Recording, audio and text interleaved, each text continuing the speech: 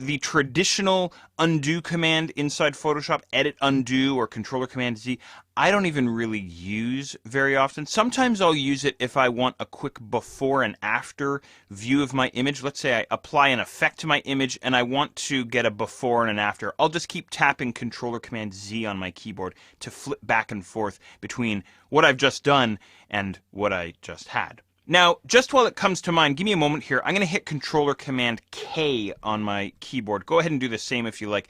That brings us into our Preferences dialog box, right? And you may recall that way underneath Performance over on the left-hand side, we have this History and Cache area. Now, the History States field here allows us to set how many states the History panel is going to track or keep a record of. If I just move this guy out of the way here, all of these guys here that we see inside the History panel are referred to as History States. So obviously, as you can see here, I have 4 history states. The maximum number of history states by default is 20. In other words, I can work myself through 20 steps and the history panel is going to remember it. When I do a 21st step, what's going to happen is the very first step open inside the history panel is going to get removed. It's going to get forgotten, and everything's basically going to shuffle forward 1 unit or 1 state, I guess you could say, inside the history panel. I hope that makes sense. Okay, so you can change this value if you want. You can increase that or decrease that. It's entirely up to you. But I just want you to be aware of it. It's going to cancel out of my Preferences dialog box. There's a few more things I want to show you related to working with history. Here's something that I want to bounce off you really quick here. I'm going to step back 1 state inside the history panel. I'm going to go back to add noise. Okay? So obviously I've undone the mosaic effect. He's still there, but he's grayed out. I can move forward to that state if I want to. But what I'm going to do is I'm going to go back to add noise. And I want to show you what happens if I now go and do something else, if I now go and perform a different command or apply a different effect inside Photoshop. Okay? So here's what I'm going to do. I've stepped back 1 state. Now what I'm going to do is I'm going to head up to my filter menu. I'm going to go and apply another filter. So filter, and then this time I'm going to go down to distort, and then down to twirl. Now this is kind of a cool effect, and again, we'll get into applying some of these effects a little bit later on. Now I think for the time being, I'm just going to take the defaults inside this twirl dialog box that appears. I'm going to go ahead and click on OK. Now the twirl effect is applied to my photo there. As you can see, he's sort of appearing sort of twisty now, sort of an X-Files view on my photo now. And notice that inside the history panel, more importantly, mosaic is now gone and he's replaced with twirl. Okay, now this is an important thing to understand about the history panel. So in other words, if I back up inside the history panel, if I go backwards in time, let's say all the way back to Gaussian blur, and then I go and do something else on my image inside my work, everything that appears below or everything that occurred after the current state is forgotten and it's replaced with the new history states. I'm going to head back to the twirl state all the way down towards the bottom.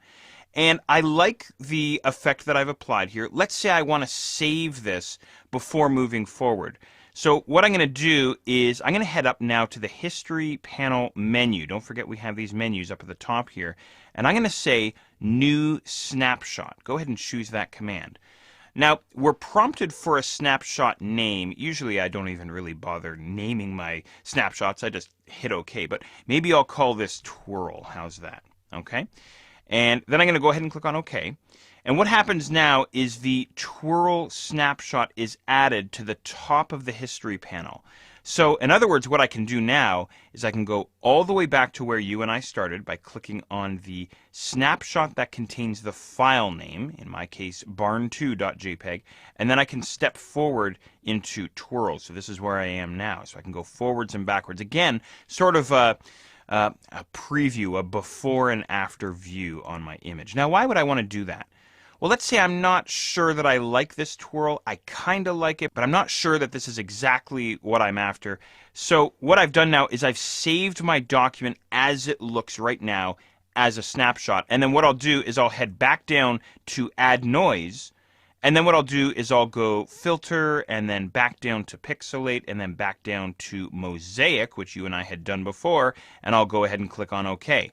Now the twirl state is gone, but I've saved it inside this twirl snapshot. That's what a snapshot is all about. It's literally taking a snapshot of your document as it appears right now, or as it occurs right now, if that makes sense. Okay, as a matter of fact, what I can do is I can take my snapshots and I can create new documents out of them. Check this out. So I have the twirl snapshot selected there at the top of the history panel. I'm going to go back to the history panel menu, and what I'm going to do is I'm going to choose New Document. Go ahead and choose that option. And literally what we get is a new file, twirl at, and then the percentage. So this is a new document inside Photoshop now. I can go back to the original, of course, by clicking on that document tab. And then perhaps what I'll do is I'll go all the way down to Mosaic, and then I'll do the same thing. Back up to the history panel menu, and I'll say New Document as well, creating a new document out of the Mosaic state, if you will, the mosaic state inside the history panel. So as you can see, we have quite a few options here inside the history panel. We can create snapshots, we can move forwards and backwards, we can even create documents based off of our history states.